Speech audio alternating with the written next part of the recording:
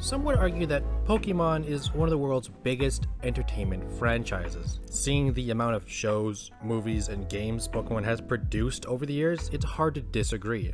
Well, today, I'll be turning back the clock. This is Pokemon Sapphire. Don't go away.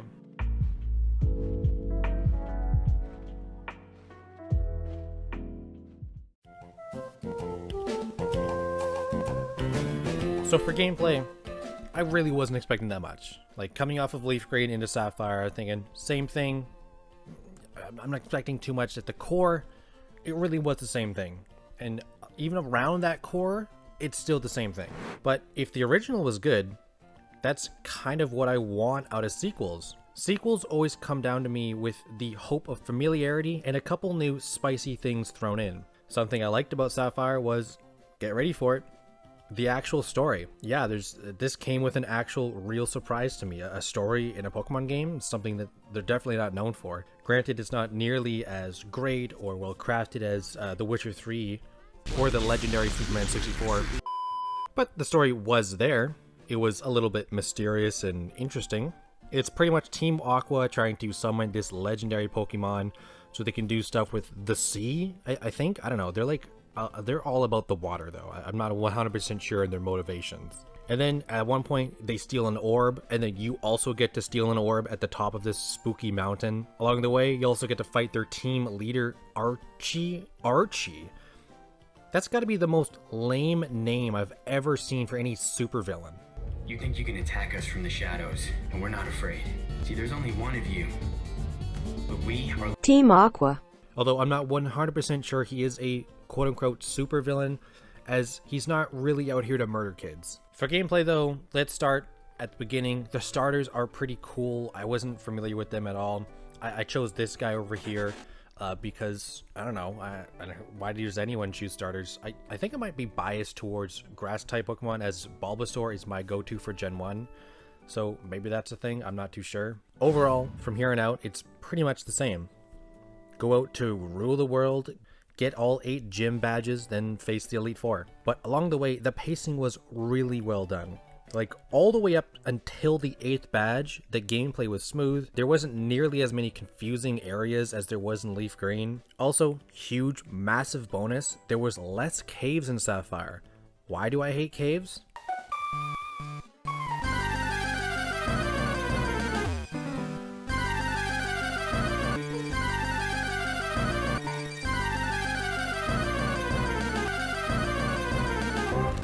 Yeah, I really don't mind caves at all as a whole. It's where most of the puzzles are, you know, move boulders in a specific spot so you can get to the exit.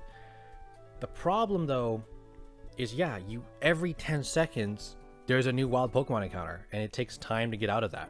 And it's like the equivalent of watching a TV show by getting interrupted with an ad every 8 seconds. Right. You got any more food to sell? Dodge Grand Caravan. Would you like the one-headed fish or the two-headed fish? I hate this channel. No! I know that there are super repels and all the extra repels and all that stuff, but you're damned if you don't have any, and you're damned if you can't afford any, which is pretty unlikely if you can't, but still, I wish there was a quality of life thing where you could just turn off wild Pokemon encounters. Something else I noticed in Pokemon Sapphire, a very water-themed game, there wasn't a large variety of water Pokemon. It seemed like in order to find a water Pokemon that wasn't Magikarp or Tentacool was difficult. One of the things I liked in Leaf Green showed up a lot more in Sapphire, 2v2s. It's just a cool dynamic that can spice up the odd fight or two. I was kinda hoping I would find a couple of 3v3s, but that wasn't the case. Also, it'd be cool if all fights against opponents with 2 or more Pokemon would be 2v2s. Like, there should be an option where if they have 2 Pokemon, send out 2 Pokemon. I'll send out 2. It'd be kind of cool. Around the 8th badge was when I got confused and actually a little bit frustrated at this game. Was I the only one who couldn't figure out what to do to get into this damn city? I found the last gym, but the door was closed. Like, they're not open. Weird. Okay, I can't get the last badge. I found this cave entrance, but the man was blocking it, so I couldn't get there. I couldn't get to the other city because there's a waterfall blocking it. Like, what the hell am I supposed to do here? Oh, I was supposed to dive in a specific cavern in a specific spot in this wide open ocean in between literally hundreds of random tentacles trying to grab my ass along the way and find this very disguised door in this little spot. Not my favorite part of the game. Presentation, I gotta say, I'm very happily surprised with what I witnessed there in Sapphire. There's really two main points I like to tag along with. I'm not really going to talk about the visuals that much. They're compared to Leaf Green, my last play Pokemon, and when this game was made. I'm not expecting Witcher 3 style graphics here. I mean, this is fine for me. My first point is, I gotta say, I love the level design. It's unique, it's memorable, which is a very important one. It's been about a week since I finished Sapphire, and unlike Green, I remember a lot, like the entire game. One of the cities you have to take an escalator to get to. There's also a volcano erupting nearby, spreading ash everywhere. That makes it unique. There was a city with a gym almost hiding in the bottom left corner, which in early game you can only get there by boat. There's a city that's only accessible from underwater caverns. There's a city that you can only get through from climbing up a waterfall. There's that bridge in the middle of the map that you can only get on via bike. There's that area in like the far right corner where it's always raining no matter what. There was that awesome like sandy area where if you try and get in without using the goggles, you get turned back and it's like, it's too dusty, bro. Before you get the goggles, it was kind of like a mystery, like what's behind this spot. There was also that city in the trees. Like there was literally a city in the trees that had like invisible like gecko Pokemon blocking routes. Overall, the cities were very lively in Sapphire, and a big part of that is the soundtracks. The soundtracks are ridiculously good. Probably the main reason why I really feel like Sapphire is one of the better games I've played recently.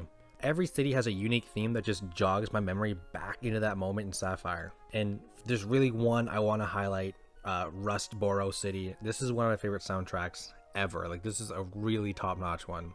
It could put you to sleep in a good way. It sounds fun. It's a fun soundtrack. It reminds me of exploring a new Pokemon world. It's relaxing. Honestly, the soundtrack is the highlight of the game for me. Just listen to like 45 seconds of this. This is really well done.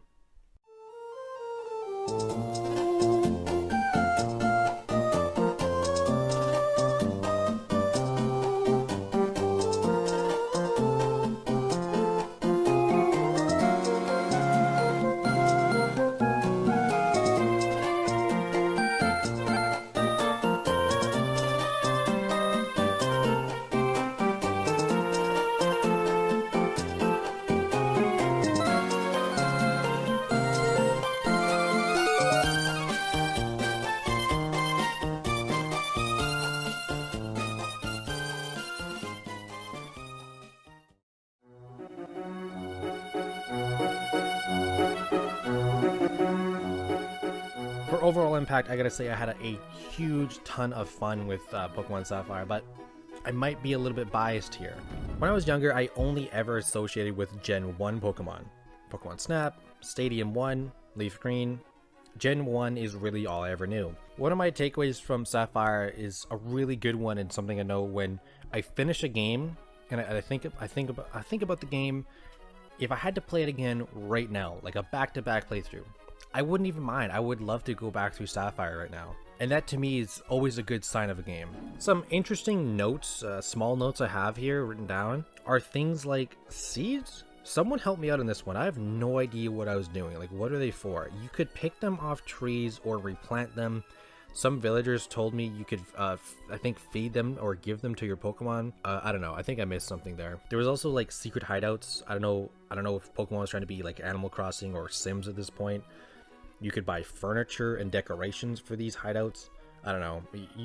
Cool add-on, not my thing. There was also America's Got Talent Pokemon Edition. There were places around the map you could enter your chosen Pokemon into the quote-unquote talent show. You pretty much show off moves to impress the judges or scare off the competition. It was kind of a cool thing. I only did it like 2 or 3 times. Not really my go-to thing in Pokemon, but all these new features added in just make Sapphire stand out. My last and final point on Sapphire is how I liked the mystery of the game. Like, at the point where Team Aqua disturbs the legendary Pokemon Kyogre, I'm pretty sure that's how you say that, I don't know, and it disappears with a monsoon taking its place, It was very mysterious, like what's going on, and it was just surprisingly intriguing. So here we are. If you take all the numbers and boil them down, you get a solid 8.6 out of 10. Honestly, no complaints, no cons, no real big cons. But damn, this was fun. So that's it. Pokemon Sapphire has trailed off into the sea. Done. Archie and his squad are done, they're KIA, and Hoenn is safe. I'm still very early into my Pokemon playthrough series. I've only done 2 at this point. There's a lot in the future, so stay tuned for that. My next one I'm looking at, probably Pokemon Stadium 1. But for now, I'm your host, Sapphire Entertainment, and I hope you enjoyed this review. Peace.